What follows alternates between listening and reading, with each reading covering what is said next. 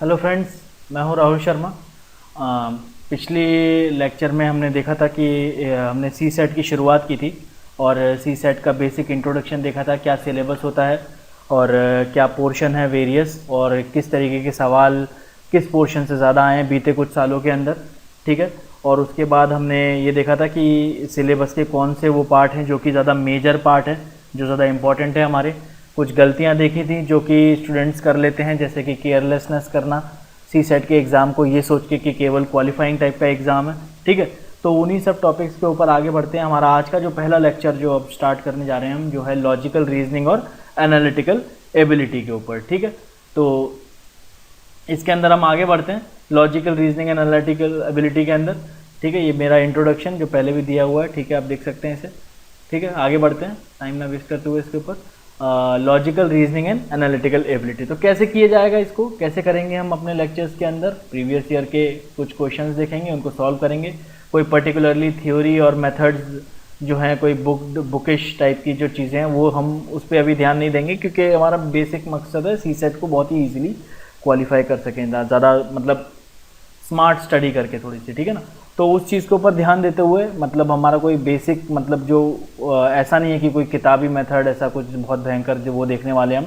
ठीक है। हम प्रीवियस ईयर के क्वेश्चन देखेंगे यूपीएससी के, और किस तरीके से मैं अपना पर्सनल एक्सपीरियंस की किस तरीके से मैंने जो अपने तरीका लगाया, किस तरीके से उसे सॉल्व करा, और आप भी उससे कैसे मदद ले सकते हैं आप अपने क्वेश्चंस को बेटर तरीके से, बेटर एक्यूरेसी से सॉल्व करने के लिए। तो वो देखेंगे हम, प्रीवियस ईयर के क्वेश्चंस देखेंगे।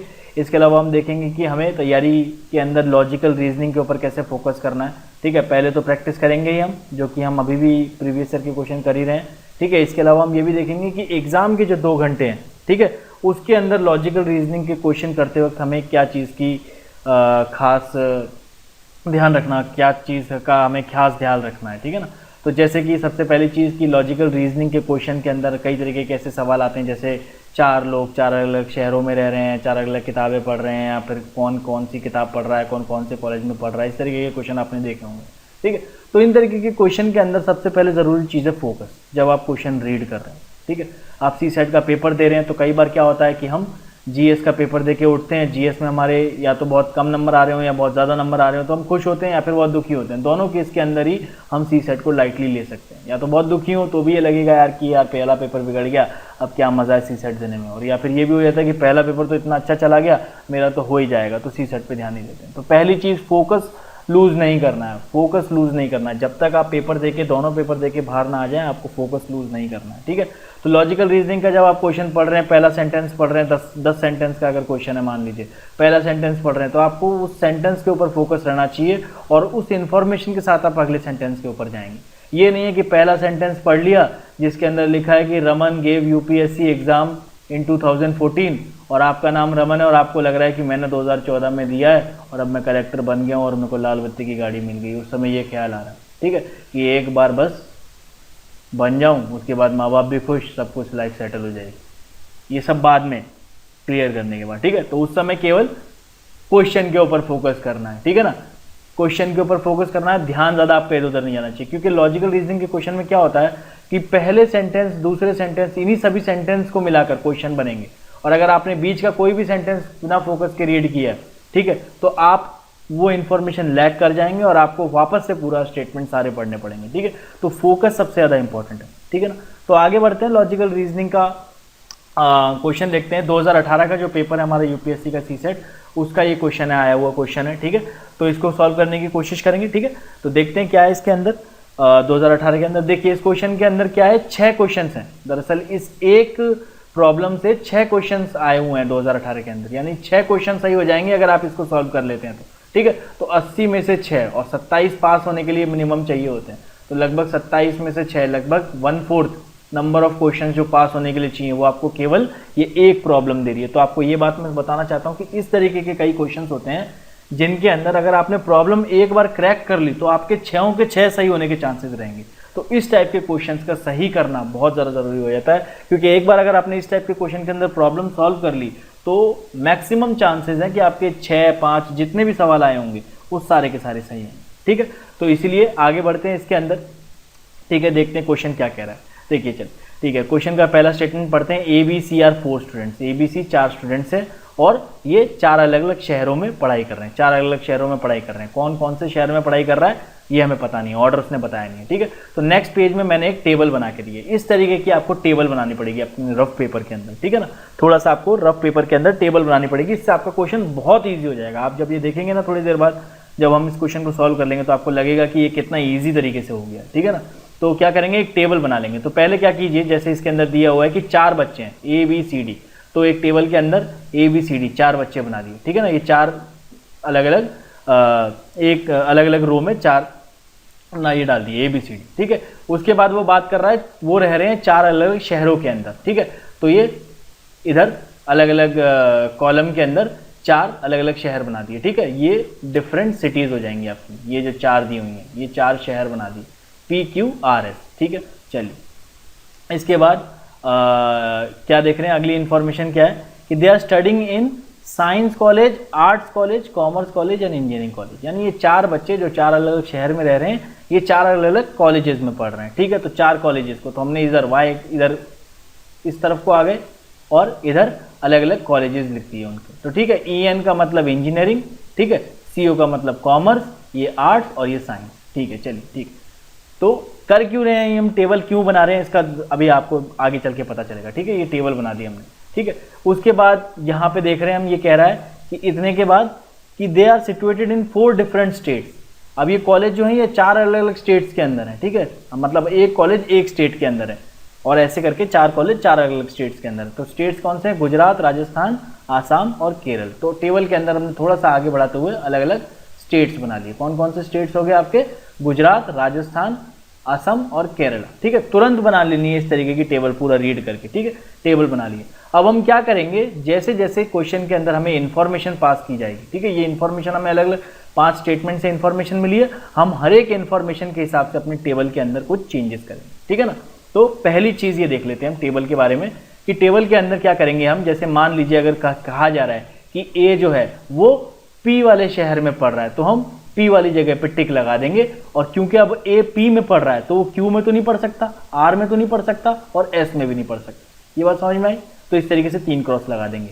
और क्योंकि P में A पढ़ रहा है तो अब P में ना तो B पढ़ सकता है, ना C पढ़ सकता है, ना D पढ़ सकता है, ठीक है। तो यानी कि एक जगह इस एक इंफॉर्मेशन से हमें कितने साइन करने को मिले, ये एक तरीके से 3 ये यहाँ के क्रॉस लगे और 3 यहाँ के क्रॉस लगे और यहाँ पे टिक लगा है। आई होप सभी को समझ आया कि नीचे के 3 क्रॉस क्यों लगे हैं, क्योंकि भाई A P में पढ़ रहा है तो B C D तो वहाँ नहीं पढ़ सकते, और क्योंकि A P में पढ़ रहा है तो वो Q R S में भी नहीं पढ़ सकता, इसलिए यहाँ पे क्रॉस लगा दिया इस तरीके से, ठीक है। तो ये थोड़ा बहुत समझ में आया सभी को कि क्या हो रहा है। चलिए ठीक है, तो बैक जाते हैं अगली इन्फॉर्मेशन के अंदर, पहली इन्फॉर्मेशन उठाते हैं। तो यहाँ क्या कह रहा है, D is studying in Assam, D Assam के अंदर पढ़ रहा है। तो चलिए D के पास जाइए, ठीक है। और D पढ़ रहा है आसाम के अंदर, तो ये गुजरात, राजस्थान, आसाम और केरला ये बनाए हुए हैं यहाँ पे, ठीक है। तो D में आसाम पे टिक कर दीजिए। तो D आसाम में है तो D में आसाम में टिक कर दिया। अगर D आसाम में है तो D गुजरात में नहीं हो सकता, D राजस्थान में नहीं हो सकता और D केरला में नहीं हो सकता, ठीक है। और अगर D आसाम में है, ठीक है, तो यानी A भी नहीं हो सकता आसाम में, B भी नहीं हो सकता, C भी नहीं हो सकता। चलिए ठीक, इतना समझ में आया सभी को। चलिए अगली इंफॉर्मेशन की तरफ जाते हैं। अगली इंफॉर्मेशन कह रहा है कि arts college is located in city S which is in Rajasthan. Art college जो है वो एस सिटी में है जो कि राजस्थान में है, ठीक है। तो यहाँ पे अभी तो क्योंकि ए मेन चीज हमने ABCD ली है, तो हम अभी ABCD की तो कोई इंफॉर्मेशन दी नहीं गई है स्टेटमेंट के अंदर, ठीक है ना। ABCD की कोई इंफॉर्मेशन स्टेटमेंट के अंदर नहीं दी गई है, लेकिन क्या कहा गया है कि आर्ट्स कॉलेज जो है वो एस सिटी के अंदर मौजूद है जो कि राजस्थान में। तो हम एक तरीके से ऐसा बना लेते हैं कि आर्ट्स कॉलेज कौन सी सिटी के अंदर, एस सिटी के अंदर है और वो राजस्थान में। यानी कि इन तीनों में से जब भी कहीं टिक लगेगा तो तीनों एक ही लाइन में होंगे टिक। समझ रहे बात कि अगर यहाँ पे टिक लगेगा आर्ट्स के नीचे तो फिर वो एस के नीचे भी उसी लाइन में होगा, राजस्थान के नीचे भी सेम लाइन के अंदर टिक होगा। क्यों? क्योंकि आर्ट्स कॉलेज एस सिटी के अंदर है जो कि राजस्थान में मौजूद है, ठीक है। तो ये इस तरीके का ऊपर हमने एक बना दिया, ठीक है। आगे चलते हैं। चलिए अब अगला स्टेटमेंट क्या कह रहा है कि A is studying in commerce college. चलिए ठीक है, तो A कॉमर्स कॉलेज में पढ़ रहा है, तो A इधर बगल में आ जाइए, यहाँ सारे कॉलेजेस है ना, इस तरफ को कॉलेजेस मार्क दें, ठीक है। तो ए पढ़ रहा है कॉमर्स कॉलेज के अंदर, तो इधर हमने कॉमर्स कॉलेज के अंदर टिक लगा दिया। कॉमर्स कॉलेज के अंदर टिक लगा दिया अगर ए में, तो ऑब्वियस सी बात है कि ना तो वहाँ पे बी पढ़ रहा होगा कॉमर्स कॉलेज में, ना ही सी ना ही डी, क्योंकि ए पढ़ रहा है। ठीक है, इसके अलावा ना, अब क्योंकि ए कॉमर्स कॉलेज में है तो ए ना तो इंजीनियरिंग कॉलेज में होगा, ना आपका आर्ट्स में होगा, ना साइंस में होगा। ठीक है, चलिए इतना समझ में आ गया। अगली पे चलते हैं, अगली लाइन क्या कह रही है। ठीक, अगली लाइन कह रही है B is studying in city Q. चलिए बी क्या क्या कह रहे हैं, बी जो है वो सिटी क्यू में, बी सिटी क्यू में। अगर बी सिटी क्यू में तो अगेन वही क्रॉस लगाने हैं हमें, ऊपर से नीचे तक क्रॉस लग जाएंगे। क्यों? क्योंकि अगर बी क्यू में है तो फिर ए नहीं हो सकता, सी नहीं हो सकता, डी नहीं हो सकता। और उसी तरीके से बी ना तो अब क्योंकि क्यू में है तो ना वो पी में हो सकता है, ना आर में हो सकता है, ना एस में हो सकता है। इतना समझ में आ गया। चलिए ठीक है, चलिए अगली इंफॉर्मेशन की ओर बढ़ते हैं। अगली इंफॉर्मेशन कह रही है कि science college is located in Kerala. Science college is located in Kerala, यानी कि साइंस कॉलेज जो है, ये साइंस वाला जो है, ये कहाँ पे मौजूद है, ये मौजूद है केरला के अंदर। ठीक है, ये केरला के अंदर मौजूद है। चलिए इतनी इंफॉर्मेशन अभी हम तक मिली है। ठीक है, अब एक बात बताइए, अब एक इंफॉर्मेशन जो हमें प्रीवियस इंफॉर्मेशन मिली थी वो देखते हैं, ये वाली को। ये कह रही है कि arts college located in city S, जो कि राजस्थान में, ये हमने बनाया ना, arts college city S which is in Rajasthan, यानी तीनों में एक साथ ही टिक होगा। ठीक है, तो अगर मैं पहली वाली जो रो है उसमें अगर राजस्थान में यहां टिक लगा दे रहा हूं तो एस के नीचे भी टिक लगा सकता हूं। ठीक है, लेकिन अगर मैं एस के नीचे टिक लगा देता हूं, राजस्थान के नीचे टिक लगा देता हूं, अगर इधर और इधर टिक लगा देता हूं, ये मान लीजिए टिक लगा रहा हूं मैं। ठीक है, तो क्या यहां टिक लग पाएगा आर्ट्स में? नहीं, यहां पहले से ही क्रॉस्ड है, यानी कि पहली रो में तो ये नहीं हो सकते। ये बात समझ में आई सभी को? पहली रो में ये नहीं हो सकते क्योंकि यहां पे क्रॉस है। ठीक है, कहीं तीनों जगह एक साथ ही टिक होगा। ठीक है, दूसरी रो में आ जाते हैं। दूसरी रो में अगर मैं आर्ट्स पे टिक लगा देता हूं तो एस में इधर क्रॉस हो रखा है। ठीक है, तो यहां पे भी तीनों एक साथ टिक नहीं हो सकते। ठीक है ना, क्योंकि क्या बोला है, आर्ट्स कॉलेज एस सिटी में है जो कि राजस्थान में, यानी तीनों में एक ही लाइन में टिक होगा। ठीक है ना, चलिए तो अगले उसमें चलते हैं। ये अगली इसके अंदर यहां पे अगर मैं टिक लगा देता हूं कि आर्ट्स कॉलेज में सी के साथ टिक लगा देता हूं कि अगर मान ले सी है जो इन तीनों चीजों जो सी की इंफॉर्मेशन है, अगर ये तो सी के इधर आर्ट्स में अगर मैं टिक लगा देता हूं तो एस के इधर भी जगह है और राजस्थान में भी जगह है, तो ये पॉसिबल है, यहां टिक लगाना पॉसिबल है। राजस्थान में भी टिक लगाया जा सकता है, एस पे भी टिक लगाया जा सकता है और आर्ट्स पे भी, तीनों एक लाइन में टिक लग सकते हैं। ठीक है, और अगली वाले में चले डी वाले में, तो यहां पे टिक लगा दूंगा, अगर मैं इसको राइट कर दूंगा तो एस में राइट कर सकता हूं, लेकिन राजस्थान में राइट नहीं हो सकता, राजस्थान में क्रॉस लगा हुआ है पहले से। ठीक है ना, अगर यहां क्रॉस है इसका मतलब तीनों एक साथ राइट नहीं हो सकते। इसका मतलब क्या, एक ही जगह बची, यानी कि तीसरी वाली रो, यानी कि ये सारी इंफॉर्मेशन किसकी है, सी की है। ठीक है, तो यहां टिक लग जाएगा। ये बात समझ में आया, यहां टिक क्यों लगा, यहां तीन जगह क्यों टिक लगा?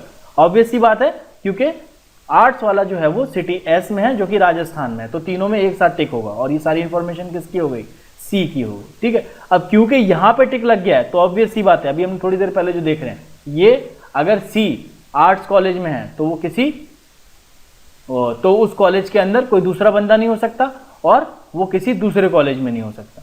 ठीक है, तो इस तरीके से क्रॉस हो जाएंगे। इसी तरीके से इधर देख लीजिए पी क्यू आर एस, यहां टिक लग गया है, अगर यहां टिक लग गया है तो इन चारों में और कहीं टिक नहीं हो सकता और इधर और कहीं टिक नहीं हो सकता, इन चारों में भी, एस के नीचे भी कहीं, क्योंकि एक पूरी कॉलम के अंदर एक टिक होगा और एक पूरी रो के अंदर भी एक ही टिक होगा। समझ में आ रही है क्यों बात? क्योंकि एक आदमी एक ही शहर में तो हो सकता है ना, बाकी में तो नहीं हो सकता, तो वो एक ही के अंदर होगा। ठीक है, तो ये चार के ऐसे ग्रुप है। ठीक है, तो ये समझ में आ गया। और तीसरी जगह ये वाला जो है, अगर यहां टिक लग गया है तो यहां क्रॉस होगा और यहां क्रॉस होगा और यहां क्रॉस होगा और यहां भी क्रॉस होगा। ठीक है, इतनी इंफॉर्मेशन और इतने क्रॉस टिक लग चुके हैं अब तक। ठीक है, अगली इंफॉर्मेशन क्या थी उसके अंदर, क्वेश्चन के अंदर देखिए जरा, अगले क्वेश्चन के अंदर जाएंगे तो हम, वो कह रहा है साइंस कॉलेज, अगली इंफॉर्मेशन है science college is located in Kerala, जो हमने यहाँ पे बनाया। साइंस कॉलेज जो है वो केरल में मौजूद है, यानी कि साइंस और केरल वाली चीज है, इनका टिक भी एक साथ होगा। तो यहाँ पे ये टिक लगा सकते हैं क्या हम, दोनों साइंस के इधर टिक नहीं लग सकता, क्रॉस है इधर। ठीक है, अगर यहाँ टिक लगाऊं तो केरल के लिए जगह बच रही है, यहाँ टिक लगाता हूं अगर मैं तो केरल के इधर भी टिक लगाया जा सकता है। ठीक है, और बाकी दोनों जगह केरल में क्रॉस लगा हुआ है तो यहाँ पे टिक नहीं लग सकती ये वाली। ठीक है ना, यानी कि एक ही जगह बची, सेकंड वाली रो है जहां पे मैं साइंस और केरला दोनों में एक साथ टिक लगा सकता हूँ। और क्योंकि ये स्टेटमेंट हमें पहले ही मिल चुकी है कि science is located in Kerala, तो साइंस और केरला वाला टिक एक ही जगह पे होगा, एक ही स्टूडेंट के लिए, ठीक है ना। क्योंकि ये ऑब्वियस सी बात है ना कि साइंस वाला कॉलेज अगर केरल में है, ठीक है, तो वो जो बच्चा ए या बी या सी या डी जो भी होगा साइंस के कॉलेज में, वो केरल में ही होगा, क्योंकि साइंस का कॉलेज केरल में है, ठीक है। तो इस वजह से दोनों टिक एक ही रो के अंदर होंगे, ठीक है ना। तो क्योंकि साइंस कॉलेज के लिए और केरल के लिए दोनों जगह टिक का सिर्फ एक ही अवसर है, जो कि सेकंड रो के अंदर है, ठीक है। तो यहां पे टिक लगा दिया और यहां पे टिक लगा दिया। नीचे तो नहीं लगा सकते क्योंकि यहां पहले से ही क्रॉस हो रखा है, ठीक है ना। और ऊपर इसलिए नहीं लगा सकते क्योंकि यहां पे साइंस में पहले से ही क्रॉस है, तो एक ही जगह बची, तो यहां पे दो जगह टिक लगा दी, ठीक है। अगर यहां पे अगेन अब वही वाली चीज करनी है, अगर यहां पे टिक लगा दिया है तो एक रो एक कॉलम के अंदर एक टिक लग गया है, तो सारे अब क्रॉस हो जाएंगे। और इस रो के अंदर भी पूरे इस यहां से लेकर यहां तक में एक टिक लग चुका है, तो ये भी क्रॉस हो जाएगा, ठीक है ना। और क्योंकि इसी के ऊपर वाली रो देखिए, क्योंकि 3 क्रॉस लग चुके हैं, तो ऑब्वियस सी बात है कि ये वाला फिर टिक होगा, क्योंकि हर 4 में एक टिक तो होना ही है, ठीक है ना। हर रो के अंदर एक टिक होना ही है और हर कॉलम के अंदर भी एक टिक होना ही है, ठीक है। जो 4 स्टेट्स की बात कर रहे हैं जब, ठीक है। फिर आगे चलते हैं, इधर कहां चलते हैं हम, साइंस कॉलेज की तरफ, क्योंकि साइंस कॉलेज के इधर टिक लग चुका है, तो इधर क्रॉस हो जाएगा, इधर क्रॉस हो जाएगा। क्यों? क्योंकि ऑब्वियस सी बात है, साइंस कॉलेज में बी पढ़ रहा है तो बी ही पढ़ेगा ना, क्योंकि चारों अलग अलग कॉलेज में पढ़ रहे हैं तो डी नहीं पढ़ सकता, इसलिए यहां पे क्रॉस हो गया।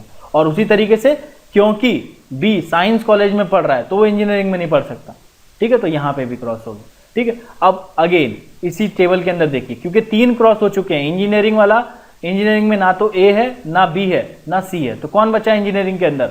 ऑब्वियस सी बात है आपका डी बचा, ठीक है। तो इस तरीके की ये टेबल पूरी बन चुकी है। आई होप सभी को समझ में आ रही हो कि क्या ये टेबल बनी है, कैसे टेबल बनी है, काफी सारी इंफॉर्मेशन हमारी क्लियर हो गई है, ठीक है ना। अब यहाँ एक के आगे इधर को टिक लगाना है या इधर को टिक लगाना है कह नहीं सकते, यहाँ पे भी टिक हो सकता है, यहाँ पे भी हो सकता है, ठीक है। और डी के लिए तो ये अभी यहाँ पे इतनी इंफॉर्मेशन हमें टोटल कलेक्ट होगी, ठीक है।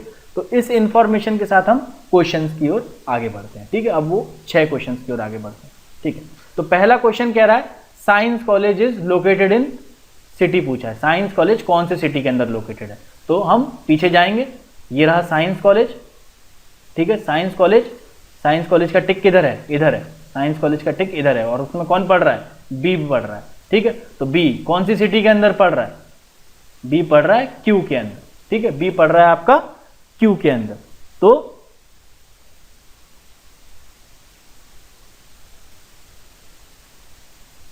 क्या जवाब हो जाएगा इसका? Science college is located in city Q. तो सही आंसर क्या हो जाएगा? City Q. आई होप सभी को सही समझ में आ रहा है कि सिटी क्यू क्यों होगा इसका आंसर। देख लिया हमने पीछे टेबल के अंदर कि साइंस कॉलेज जो है उसके अंदर बी पढ़ रहा है, और बी कौन से शहर के अंदर है? क्यू के अंदर। तो पहले वाले का जवाब science college is located in city Q. दूसरे पे आ जाइए, सी इज स्टडिंग इन, सी कौन से कॉलेज में है? या तो साइंस कॉलेज में है, राजस्थान में है, गुजरात में है, या सिटी क्यू में है, ठीक है। तो सी के पास चलते हैं, ठीक है। सी की इंफॉर्मेशन देखिए, सी की क्या इंफॉर्मेशन है? सी एक तो आर्ट्स कॉलेज में है, तो आर्ट्स कॉलेज में है तो ये साइंस वाला जो है ये गलत हो गया, सी आर्ट्स कॉलेज में है भाई, सी आर्ट्स कॉलेज में,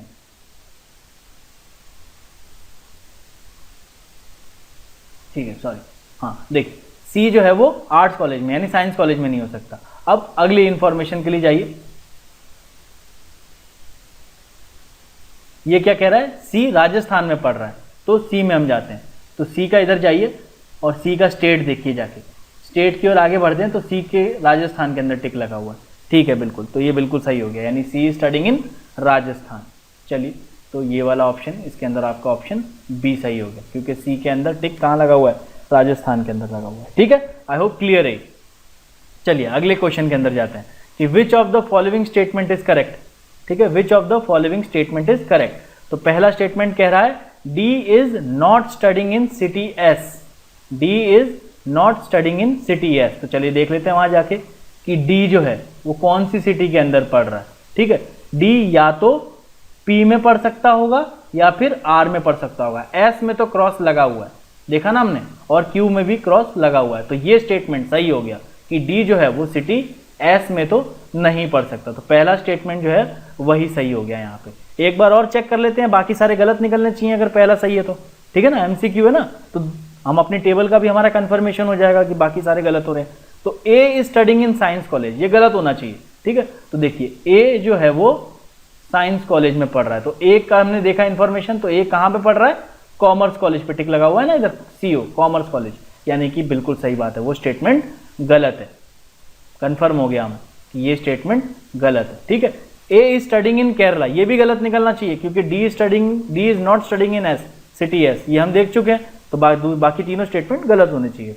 तो ए इज स्टडिंग इन केरला वाला स्टेटमेंट भी गलत होना चाहिए। तो ए को देखिए आप कौन से स्टेट में पढ़ रहा है, तो ए का अगर आप जा रहे हैं तो देख रहे हैं ए है गुजरात के अंदर, अगर गुजरात के अंदर तो केरला के अंदर तो नहीं हो सकता, यानी तीसरा स्टेटमेंट जो है वो भी गलत, ठीक है, तीसरा स्टेटमेंट भी गलत है। Engineering college is located in Gujarat, क्या कह रहा है, engineering college is located in Gujarat, तो ठीक है, इंजीनियरिंग कॉलेज के अंदर देख लीजिए, इंजीनियरिंग कॉलेज का टिक किधर है, इधर, ठीक है, इंजीनियरिंग कॉलेज का टिक इधर है, और 4 स्टेट के अंदर टिक किधर है, इस जगह पे, आसाम, यानी इंजीनियरिंग कॉलेज कहाँ पर है, आसाम में, गुजरात में नहीं है, यानी तीसरा स्टेटमेंट भी वो गलत, ठीक है। तो हमारा वाला जो स्टेटमेंट है D is not studying in city S, यही एक स्टेटमेंट सही है और यही हमारा आंसर हो जाएगा। आई होप क्लियर है, ठीक है, तो इसमें ऑप्शन ए हो जाएगा आपका सही, ठीक है। अगले क्वेश्चन की ओर आगे बढ़ते हैं, ठीक है। अगला क्वेश्चन क्या कह रहा है, which of the following statement is correct regarding engineering college, engineering college को लेकर कौन सा स्टेटमेंट सही है।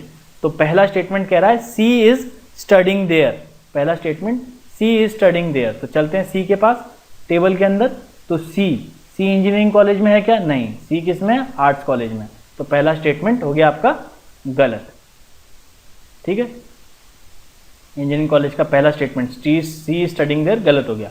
फिर कह रहा है बी स्टडिंग देयर, चलिए देखते हैं इंजीनियरिंग कॉलेज में बी पढ़ रहा है क्या, इंजीनियरिंग कॉलेज में डी पढ़ रहा है, यानी बी भी नहीं पढ़ रहा है, ठीक है ना, तो ये स्टेटमेंट भी गलत हो गया, ये स्टेटमेंट भी गलत हो गया। तीसरा, it is located in Gujarat, चलिए देखते हैं गुजरात के अंदर है क्या, इंजीनियरिंग कॉलेज कहाँ लोकेटेड है, इंजीनियरिंग कॉलेज लोकेटेड है आसाम के अंदर, देखा ना अभी थोड़ी देर पहले हमने कि यहाँ पे इंजीनियरिंग कॉलेज में जहाँ टिक है वहीं आसाम के नीचे टिक है, तो यानी कि इंजीनियरिंग कॉलेज कहाँ पर है, आसाम के अंदर है, जिसमें डी पढ़ रहा है, ठीक है ना। तो अगेन ये वाला स्टेटमेंट भी गलत हो गया, गुजरात में नहीं आसाम में है इंजीनियरिंग कॉलेज, तो चौथा अपने आप सही हो जाएगा, और क्योंकि हमारी टेबल सही बनी है नहीं बनी है वो भी कंफर्म हो जाएगा अगर चौथा सही निकल रहा है, ठीक है।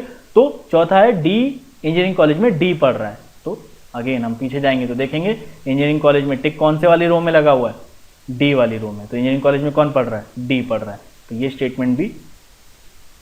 स्टेटमेंट सही होगा, तो ये आपका करेक्ट ऑप्शन हो जाएगा, ठीक है। अगले क्वेश्चन की ओर आगे बढ़ते हैं कि which of the following statement is correct, एक और क्वेश्चन जो है इसके अंदर, ठीक है, which of the following statement is correct. तो पहला स्टेटमेंट कह रहा है engineering college is located in Assam, engineering college जो है वो आसाम में लोकेटेड है, तो चलिए पीछे चलते हैं, इंजीनियरिंग कॉलेज आसाम में लोकेटेड है, इंजीनियरिंग कॉलेज हमने थोड़ी देर पहले क्या देखा, आसाम में लोकेटेड है, बिल्कुल सही जवाब, ठीक है, यही तो है, इंजीनियरिंग कॉलेज आसाम में लोकेटेड है, ये सही है, यानी बाकी तीनों गलत ही होंगे। सिटी क्यू लोकेटेड इन, और अगर आप चाहें तो चेक भी कर सकते हैं, city Q is located in Assam, तो सिटी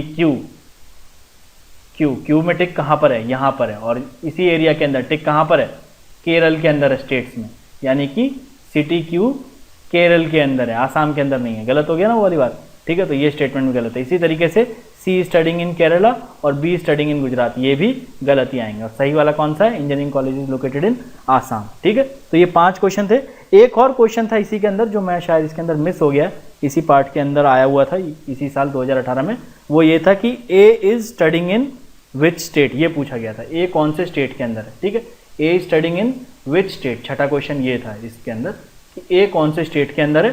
तो ए का अगर हम देखेंगे तो ए कौन से स्टेट के अंदर है,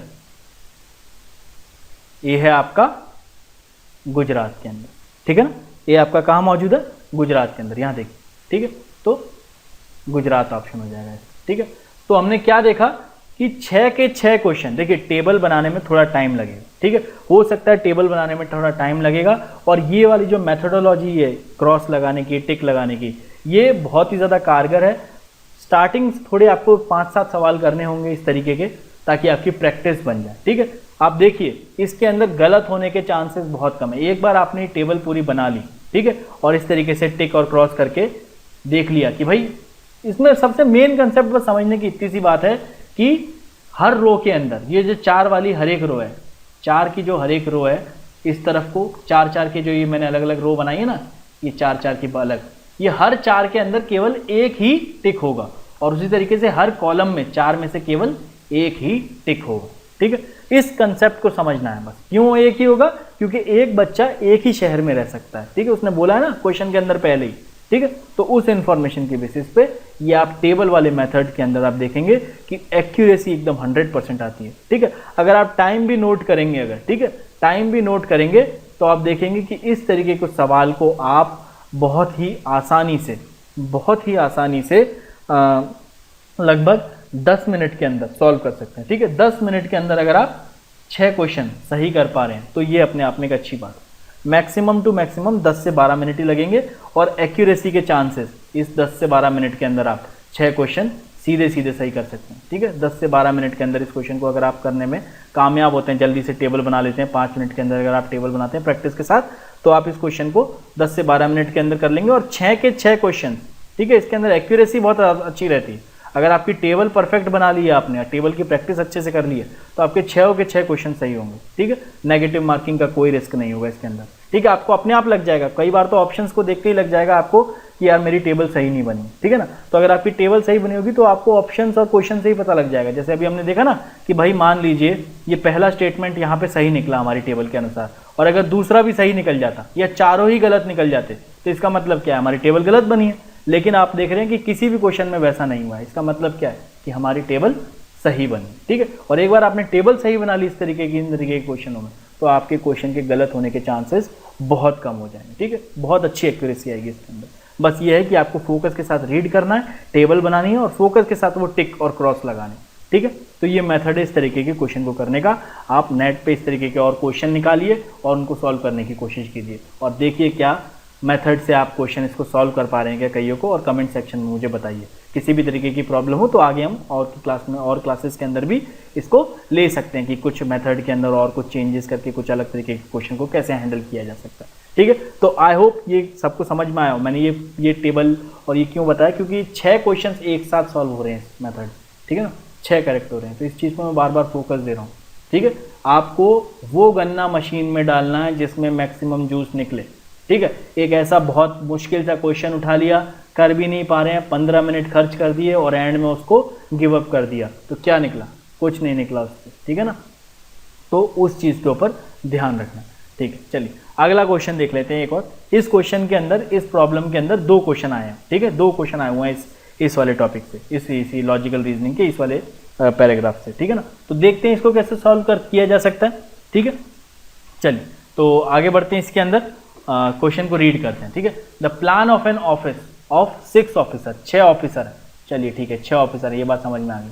6 ऑफिसर है, रीड करना है। 6 ऑफिसर है, ABCDEF। ठीक है, चलिए।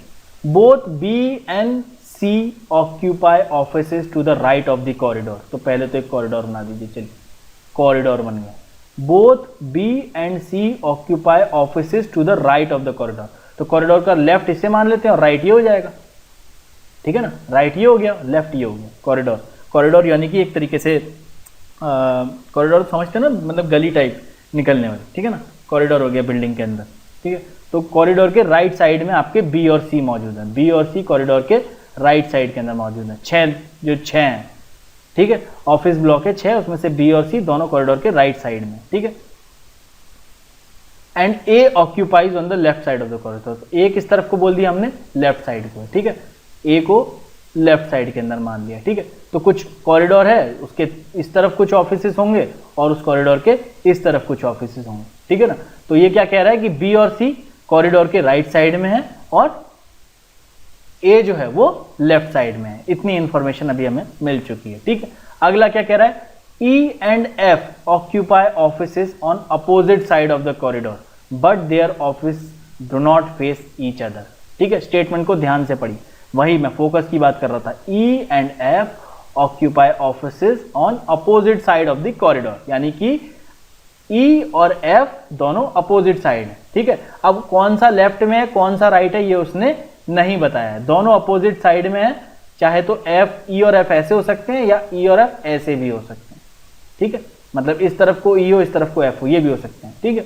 फिर अगली बोल रहा है but their offices do not face each other, यानी कि अगर 1 2 3 1 2 3 तो अगर ई इस तरफ है तो एफ इस तरफ होगा, लेकिन तीसरी वाली जगह पे नहीं होगा, पहली दो में से होगा, क्योंकि ये एक दूसरे के आमने सामने नहीं है कॉरिडोर में, ठीक है ना। जो कॉरिडोर में ई और एफ आमने सामने नहीं है, लेकिन हाँ अपोजिट कॉरिडोर के अपोजिट डायरेक्शंस में, ठीक है। चलिए इतनी बात समझ में आ गई। तो नीचे यहाँ पे इस तरीके से बना लीजिए ई और एफ या फिर एफ और ई, बस इस तरीके का बना के छोड़ दीजिए, ताकि आपको जब भी देखें आप नीचे तो आपको ये पता लग जाए कि भैया ये नहीं पता कि ई और एफ कौन सी वाली साइड है, लेफ्ट और राइट।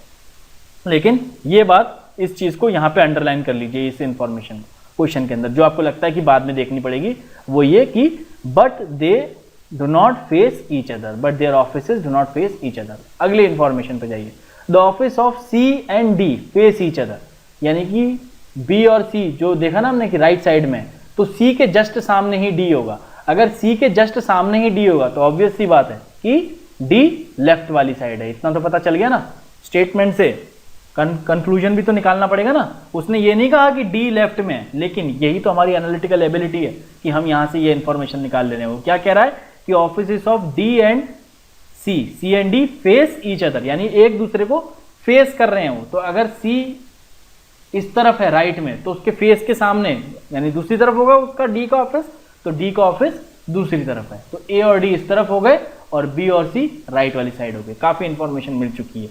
ई और एफ भी एक एक जगह दोनों जगह डिवाइड होंगे, लेकिन कौन सा लेफ्ट में होगा कौन सा राइट में होगा ये इंफॉर्मेशन अभी हमें नहीं मिली है। चलिए आगे बढ़ते हैं। इसके बाद अगला स्टेटमेंट पढ़ते हैं। F office is further down the corridor then is, ठीक है।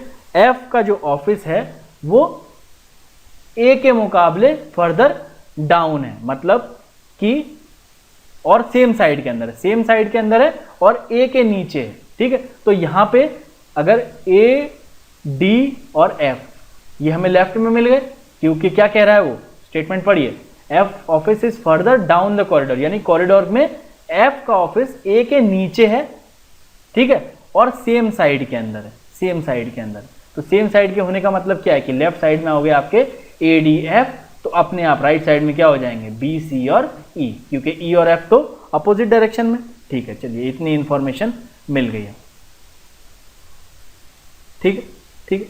उसके अलावा एक और इंफॉर्मेशन जो हमने यहाँ पे मिस कर दी वो ये है कि E does not have a corner office, E does not have a corner office, ठीक है। ये देखिए यहाँ पे लिखा है ना, E does not have a corner office, यानी ई का कॉर्नर ऑफिस नहीं है। तो ए डी एफ लेफ्ट में है, इतना हमें पता लग गया, और बी सी ई राइट में है कॉरिडोर के। और क्या कह रहा है ये कि ई का जो कॉर्नर ऑफिस नहीं है, यानी ना तो ई पहली वाली दुकान होगी ना ही लास्ट वाली होगी, ना ई पहले होगी ना लास्ट होगी। तो ई कहाँ हो सकता है फिर तीन में से, ऑब्वियस सी बात है ई बीच में है। आई होप सभी को क्लियर है कि ई जो है वो बीच में हो गया। क्यों? क्योंकि ई का क्या कह रहे हैं, E does not have a corner office. Corner का मतलब क्या होता है, या तो ये वाला कॉर्नर या ये वाला कॉर्नर, तो यानी कि इसका मतलब दोनों कॉर्नर के अंदर नहीं है, तो ई हो गया आपका बीच में, ठीक, ई हो गया आपका बीच में। अगर ई बीच में है, ध्यान से सुनिए अब, ठीक है ना, ई बीच में है तो यानी कि बी और सी ऊपर नीचे होंगे, ठीक है। तो इस तरीके से मान लेते हैं कि बी ऊपर है सी नीचे है, ये मान लेते हैं। चलिए अभी इस तरीके का मान लेते हैं, ठीक है ना। लेकिन क्या कह रहा है, और इधर क्या कह रहे हैं हम, the offices of C and D face each other. अगर बी ऊपर है और सी नीचे है तो इधर नीचे डी हो जाएगा, ठीक है, यही मानना पड़ेगा फिर अगर, ठीक है ना। अगर मैंने बी ऊपर मान लिया है सी नीचे मान लिया है, तो यहां क्या लिखा है, offices of C and D face each other, तो सी और डी को फेस करवा दिया एक दूसरे के सामने, ये इंफॉर्मेशन भी जोड़ दी हमने, ठीक है ना। और ये क्या कह रहा है कि ई एंड एफ ऑक्यूपाई, मैंने कहा था स्टेटमेंट में पीछे वापस आना पड़ेगा, ठीक है। ई and F occupy offices on opposite direction on opposite side but they do not face each other, यानी ई है तो इसके सामने तो एफ नहीं हो सकता, इसके सामने एफ नहीं हो सकता। इसका मतलब क्या है कि एफ को ऊपर होना पड़ेगा, नीचे तो हमने डी लगा दिया, ठीक है।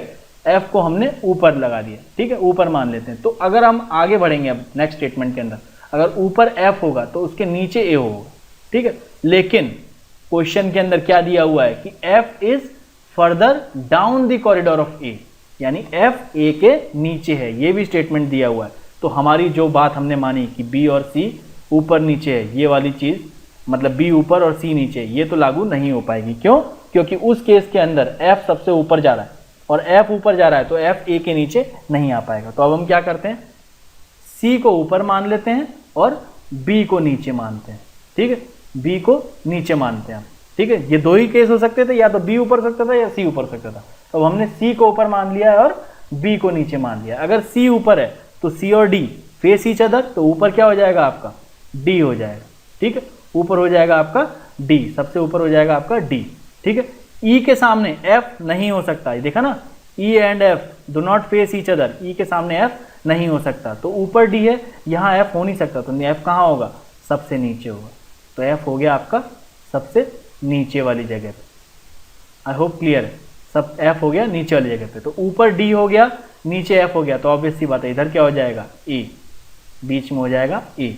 तो क्या हो जाएगा, एक तरीके से ये आपका कॉरिडोर बन गया, सबसे ऊपर ए डी, फिर एफ का ऑफिस, और उस तरफ क्या हो जाएगा आपका सी का ऑफिस, ई का ऑफिस और बी का ऑफिस। ये आपका पैटर्न बन गया, ठीक है। पैटर्न कैसे बना, हमने उन्हीं स्टेटमेंट्स को, कुछ नहीं किया है, बस उन्हीं स्टेटमेंट्स को अलाइन करा है, उन्हीं स्टेटमेंट को अलाइन करा है। देखिए अभी तक आपको कुछ ऐसा हो जो समझ में नहीं आया हो तो आप कमेंट सेक्शन में भी पूछ सकते हैं, ठीक है ना, कोशिश करूंगा मैं,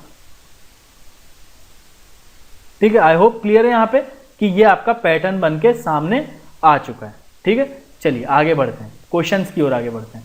तो ये पहला क्वेश्चन क्या कह रहा है कि if E sits in his office and faces the corridor, अब ई अपने ऑफिस में बैठ गया और कॉरिडोर की ओर देख रहा है, तो whose office is to his left, यानी कि हम क्या कह रहे हैं कि ई यहाँ पे अपने ऑफिस में बैठ गया है और कॉरिडोर की ओर फेस कर रहा है, मुंह उसका इस तरफ है, ठीक है।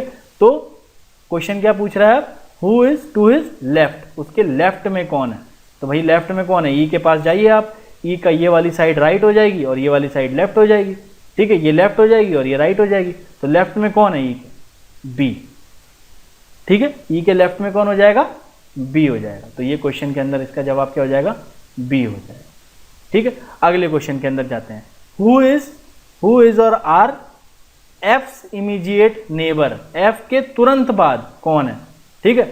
तो एफ के तुरंत बाद कौन है, तो चलिए देखते हैं एफ कहां पर है, ये रहा हमारा एफ, ये रहा एफ, और एफ के तुरंत पड़ोस में कौन है, ए है, ठीक है ना, तुरंत पड़ोस में ए है, डी तो नहीं है। अगर एफ बीच में होता तो ए और डी दोनों तुरंत पड़ोस में हो जाते, लेकिन क्योंकि एफ कोने में है तो उसके तुरंत पड़ोस में केवल एक ही ऑफिस हो सकता है जो कि है ए, ठीक है।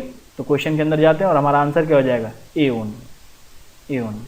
और ये दोनों क्वेश्चन आपके इसी के साथ कंप्लीट होते हैं। तो आई होप कि आपको समझ में आया हो कि हमने किया कुछ खास नहीं है, ठीक है, बस एक इन्फॉर्मेशन ही है, उसी इन्फॉर्मेशन को थोड़ा सा पास किया है। अगर थोड़ी सी दिक्कत आई हो समझने में तो एक और बार मैं ये हटा के वापस बना देता हूँ, ठीक है। कुछ नहीं किया था हमने, एक कॉरिडोर है, कॉरिडोर के अंदर बोला कि सबसे पहले कि बी और सी उसके राइट साइड के अंदर है, ए को बोला कि वो लेफ्ट साइड के अंदर है, ई और एफ दोनों अपोजिट साइड के अंदर है लेकिन एक दूसरे को फेस नहीं कर रहे हैं, और सी और डी एक दूसरे को फेस कर रहे हैं। तो सी और डी एक दूसरे को फेस कर रहे हैं, इसका मतलब है कि सी के साइड में तो डी नहीं होगा, तो डी आपका यहाँ निकल के आ गया, ठीक है। ई का जो है वो कॉर्नर वाला ऑफिस नहीं हो सकता, तीन तीन ऑफिस बना लीजिए दोनों तरफ, ई का जो है वो कॉर्नर वाला नहीं हो सकता, तो ई बीच में होगा। एक ये इन्फॉर्मेशन मिल गई, और अगली ये थी कि एफ जो है वो ए की साइड में है लेकिन ए के नीचे है, एफ जो है वो ए की साइड में है लेकिन ए के नीचे है, तो यहाँ पे एडीएफ हो गए और यहाँ पे बीसीई वाले ऑफिस हो गए, ठीक है। एफ जो है वो ए के नीचे है, यानी कि एफ सबसे ऊपर तो नहीं हो सकता, ठीक है, एफ सबसे ऊपर नहीं हो सकता। तो एफ और बी की इंफॉर्मेशन दी है कि बी डज नॉट, ई की इंफॉर्मेशन है कि ई का कॉर्नर वाला नहीं है, तो ई का कॉर्नर वाला नहीं है तो ई या तो पहले नंबर पे या तीसरे पे नहीं हो सकता, ई हो जाएगा आपका बीच में। और एफ जो है वो भी हमने क्या देखा, पहले नंबर पे इसलिए नहीं हो सकता क्योंकि एफ को तो ए के नीचे आना है, तो अगर पहले नंबर पे ए डाल देता हूं मैं, ठीक है, तो दूसरे पे एफ आएगा, तो वो पॉसिबल नहीं है। क्यों? क्योंकि क्यों नहीं है पॉसिबल? क्योंकि ई के सामने एफ नहीं हो सकता, ये भी इंफॉर्मेशन दी हुई है कि ई के सामने एफ नहीं हो सकता, आमने सामने नहीं है एग्जैक्ट, तो एफ जो है वो बीच में तो नहीं आ सकता, तो एफ जो है वो नीचे ही होगा, सबसे नीचे एफ होगा। ये बात क्लियर हो गई, ये बात क्लियर हो गई, आई होप सभी को क्लियर है। ठीक है, सी और डी एक दूसरे के आमने सामने है, तो यानी कि क्योंकि अब नीचे तो एफ हो गया है तो यहाँ पे तो सी आ नहीं सकता, क्योंकि सी के सामने तो डी है, इसलिए सी ऊपर ही होगा और इधर सामने क्या हो जाएगा? डी हो जाएगा।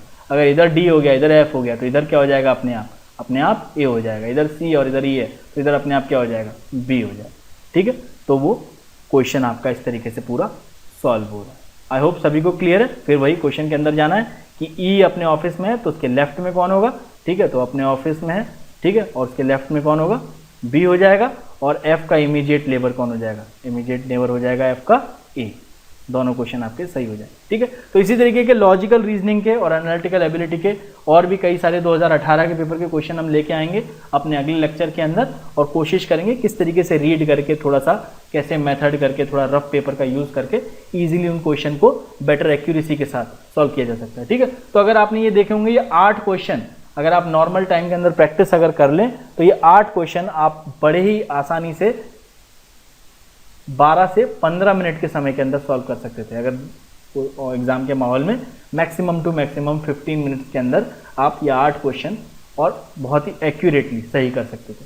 ठीक है, तो कोई ज़्यादा खास इतना मुश्किल एग्जाम है नहीं, आपको बस थोड़ा सा फोकस के साथ रीड करना है और इन्फॉर्मेशन को लॉजिकली कनेक्ट करना है। लॉजिकली एक बार इन्फॉर्मेशन कनेक्ट कर दी तो क्वेश्चन अपने आप आपका आसान हो जाएगा। ठीक है, तो मिलते हैं अगली क्लास के अंदर और क्वेश्चन लेके आए हैं 2018 के लॉजिकल रीजनिंग और एनालिटिकल एबिलिटी के 2018-17।